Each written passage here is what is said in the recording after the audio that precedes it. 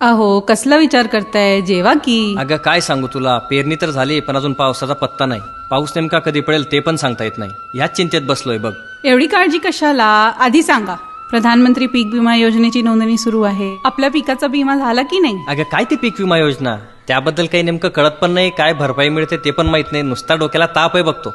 अहो तुम्हाला तर माहिती आहे ना, आपल्या महाराष्ट्र सरकारने सगळ्या शेतकऱ्यांसाठी फक्त 1 रुपया भरून पीक विमा योजना आणली आहे आणि दरवर्षी लाखो शेतकऱ्यांना त्याचा लाभही भेटतोय. हो हे खरंय बरं का. देशात फक्त महाराष्ट्र शासनानेच शेतकऱ्यांसाठी 1 रुपयामध्ये पीक विमा काढण्याची योजना आणली, हे खरंय. तेच तर मी सांगते, फक्त 1 रुपया भरा आणि नुकसान काहीही होऊ द्या, पाऊस जास्त येऊ द्या, पीक कमी होऊ द्या किंवा दुष्काळच आला, पण या सगळ्या नुकसानापासून आपल्या शेतकऱ्यांना संरक्षण आहे. मग विमा घ्यायला असा उशीर कशाला? मानलं बरं का तुला.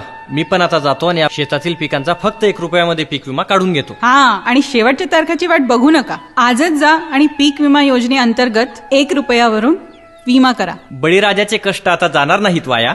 पीक विमा खर्च फक्त 1 रुपया.